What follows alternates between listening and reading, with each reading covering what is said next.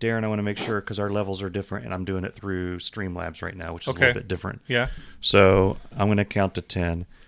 Then I'm going to have you count to 10. Okay. I'm going to have Adam count to 10. Yeah. 1, 2, 3, 4, 5, 6, 7, 8, 9, 10.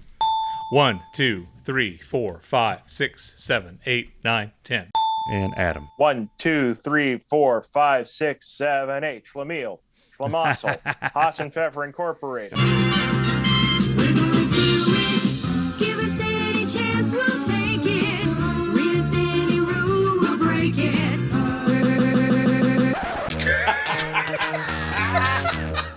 Oh, you idiot with your stupid face! You look like Gene Simmons had sex with a basset hound! Welcome to Irritable Dad Syndrome. Will you please pass the gravy? Here are your hosts, Mike and Darren. Hey, I'm Darren. I'm Mike. Welcome to Irritable Dad Syndrome. This is episode 117. This is going to be a very special episode. I'm very excited. Tonight. And I'll tell you about that here in a second. Before we start, we have a very special guest on our show that we've teased. But before we get into that, I want to congratulate my two kids, Jacob and Cameron, who are in the Lakota West Marching Band. Over the weekend, they went to Indianapolis and competed in the Grand Nationals Marching Band competition. Out of 100 bands, their band, Lakota West, ranked in the top 30. Out of 100. Out of 100 bands. Yeah. It wasn't from lack of trying. They performed their faces off. It was insane how great they were. And I told them, I said, guys, hold your head up high because you can say with pride that you did better than you've ever done before, and they were amazing. So congratulations to the band. So in band, do they pour a Gatorade thing over the conductor guy? No, they do not. Okay. That's a shame. So we have a guest tonight. He has come back to the show.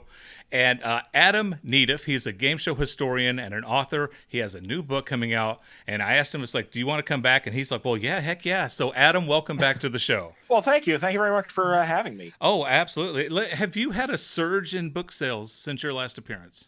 Quite a bit, yeah. A lot of interest from all around. I think the combination of you guys and Betty White's estate have done me a world of good. Fantastic. But yeah, it's been an interesting year for me. Good. Yeah. Well, you know what? We wrapped the episode with you the last time, and as soon as you were gone, I realized that I forgot to ask you a couple of things, and I was pissed off because it's like I didn't know for sure if you were going to be coming back. But one of our listeners, a friend of mine, had asked, do you think that the theme from the match game and Mysterious Ways by U2 are the same song?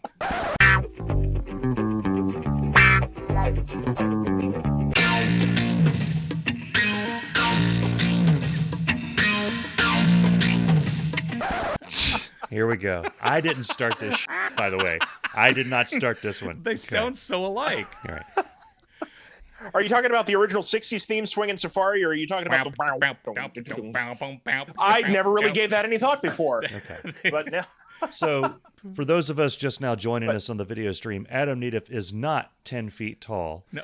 And he did not just smack his cameraman who's lying on the ground, aiming the phone up at him. This is a trick of the This is a George. No, Lucas this is making the best of a bad situation. It's I agreed to do this podcast, and then immediately every piece of technology in my apartment melted. So the best way to do this would have been on a laptop, and it's at Best Buy right now, where the work was going to be done 4 days ago. Okay. So I'm very cautious. I'm cautiously optimistic that'll be done within the next 8 days. Because we had Chris Hughes standing by looking for hints that you may be, kidnapped, or you may start using Morse code with your blinks, asking for help. I don't see duct tape. Yeah. I think you're good. We appreciate you working through all the technical difficulties. Sure thing. Well, I appreciate you helping me out with getting this set up. Yeah. The other thing I wanted to mention last time was involved with the match game. Was the match game Hollywood Squares Hour, was that the worst hour of game show? Honest to God, Mike, I don't know if you remember this. It's like everybody remembers the match game, but there was a brief period in time, and I can't remember how long it lasted, but Gene Rayburn, 9 months, and Bowser from Sha-Na-Na. Wait, Bowser? Bowser. The only Bowser I know is Super Mario Brothers Bowser. No. This was this one was before Super Mario Brothers. Really? They had an hour. The first half was Match Game. Second half was Hollywood Squares, and it was horrible. Yeah. No, let me give you the whole story there, just to be as concise as, but it's not going to be concise at all. I can already sense this is going to turn into Adam rambling. We need we have no content, so please take as long as you. No, NBC had an opening in their schedule. It was 3 p.m. to 4 p.m. They wanted to get a soap opera going called Santa Barbara, but Santa Barbara wasn't going to be ready for a year and a half because they wanted to be a little more high tech than most soap operas were in the early 1980s, and they wanted everything to be ready. So they needed to fill in this blank spot on their daytime schedule until Santa Barbara was ready. And they needed it to be a single hour-long show. And so they settled on game show because game shows are very cost effective and very, very cheap, generally speaking. And they decided it had to be a 1 hour show. And they decided initially it was going to be a 1 hour version of the Match Game. Gene Rayburn was going to host a full hour version of that show. Mm-hmm. But then the NBC executives got to talking and they thought, well, I don't know that Match Game is strong enough to sustain a full hour on its own. So what if we did Match Game and another game show and combined them into a single game show? And so they made this deal to lease the rights to Hollywood Squares to Mark Goodson and his company. So they made it the Match Game Hollywood Squares Hour. Now, was here's Gilbert the big problem with Gottfried? this. So Hollywood Square was Gilbert Gottfried in this. Gilbert Gottfried was. I don't think he was alive You yet. fool! Yeah, This is Gilbert, way back. Okay, all right. No, No, Gilbert the was John Davidson years of Hollywood Squares were amazing. Okay. In my opinion. Yeah. Okay. Not as good as the this was Peter before Marshall. John Davidson. Yeah. This was between Peter Marshall and John Davidson, and Gilbert was not involved because he was slumming it on the Alan Thicke show at that point. But and eventually got fired from that.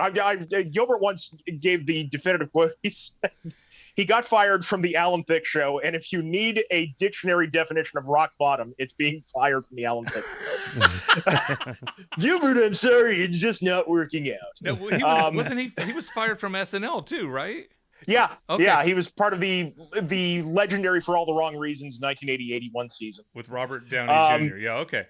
Yeah.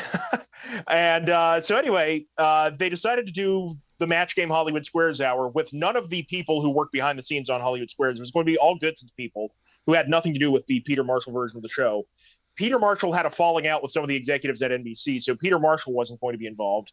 And the big, big problem with doing Hollywood Squares under Mark Goodson's watch was Mark Goodson, like a decade earlier, had given a newspaper interview where he made it known that he hated Hollywood Squares. And the reason he hated Hollywood Squares was because the stars were briefed in advance and given the jokes that they made after they were asked the questions. And Mark Goodson referred to that as actionable fraud because you're reading the game. Well, no, you're not, because you're not giving the stars the correct answers. And also, it's up to the contestants to decide if they should agree or disagree with it. So it fundamentally doesn't answer what the stars say. But Mark Goodson had said this, and so that meant if they were going to do the Hollywood Squares under Mark Goodson's watch, it couldn't have jokes, and the celebrities couldn't be given any kind of advance brief. What's the point? Right. I mean, so they go on the air and they do this dull as dishwasher. The first half hour with Match Game was fine, but then the idea was the winner of Match Game would go on to play the returning champion from the previous day in Hollywood Squares. And Hollywood Squares always just laid there and died because they tried to make up for the loss of the joke answers by banter, Match Game style banter, which meant you had like 8 or 9 questions in a half hour of Hollywood Squares. And none of it was funny because nobody had been given funny material to work with. So you just had half an hour of nothing. And then they gave dead space. They gave John Bauman from Sha-Na-Na the keys to the car. So hold on. Yeah. Who remembered who he was? Okay, I'm the idiot of the crew here. Okay, because yes. I don't know much about the game show thing. Okay, but I'm imagining Gilbert Gottfried and Nipsey Russell. Right. Okay, that's who I'm imagining. right. In the squares. Who's in the squares during this time period? Oh, they were. Lurch? It was a grab bag. And one of the other things that I learned this from talking to one of the staffers on the show, Match Game Hollywood Squares Hour had the worst luck with people dropping out the day of or the day before tapings. Like Uncle Jesse from Dukes of Hazzard? They would have been lucky to get Denver Pyle. Denver Pyle would have been a blessing. You could have given him the center square. Yeah. And he would Cooter? have Was Cooter be in there? There were a few theme weeks. They did a theme week where it was the whole cast of Too Close for Comfort. They did a week with the cast of St. Elsewhere, which was crazy because it had to be the only game show appearance ever for Norman Lloyd. And up until a year ago, when Norman Lloyd passed away, everybody on the panel was still alive. So that was kind of bonkers to look at when you watch the reruns. Well, I was searching through on the Roku box. There's a channel, and it gives you like 88 or 89 of all day long channels, and one of them was game shows. It wasn't Game Show Network, but it was game shows. And I'm searching through there, and the Match Game Hollywood Squares Hour, and one of their special guests was Bull from Night Court, who came out shirtless. But he was wearing a tie. Is it Richard Moll? Richard Moll. Yep. Richard Moll. There you go. Yeah, Richard Moll did a lot. Different Strokes. Adelaide, the second maid, did the show a lot. Needra Voles. Adelaide, the second maid. That's a spinoff right there. I mean, no flipping clue who. And it was horrible. It was the supporting cast of Mr. Smith. Do you remember Mr. Smith? No. Mr. Smith was part of the NBC in 1983 released the worst fall schedule in the history of network television. They released that was the gorilla, right? The monkey. Yes, it was the show about the talking monkey who lived in Washington, D.C. Yes. That was Mr. Smith. It was one of 11 new shows that NBC introduced that fall, and none of them made it to 1984. Was it the same monkey that rode around with Clint Eastwood in that movie? No, that was Clyde. Which Way But Loose? That was Clyde in Every Which Way But Loose. Yeah. Right turn, Clyde. No, it was the other monkey in show business at that point. I can't remember what you said in your book, but you were talking about the chemistry or lack thereof between Gene Rayburn and John Bowman, and it was Oil and Water doesn't even describe it.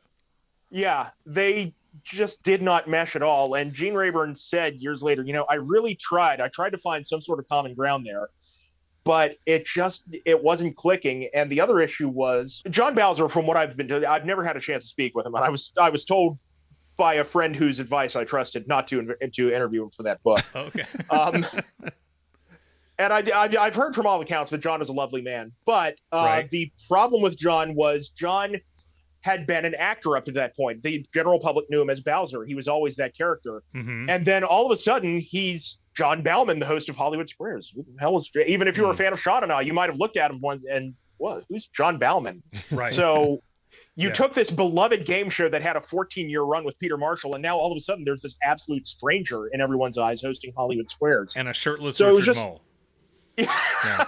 I mean, it's just a very odd vibe. It's so sad, and I'm so happy that John Davidson and that gang with Shadow Stevens brought it back and then gave it some life again. So but that's John Davidson's still at it and still going. He's still singing, and for a fundraiser last year, he did a version of the show called Hollywood Museum Squares. To raise some money, and hadn't missed a step. Yeah, good. It was a lot of fun to watch. Yeah. Good for him.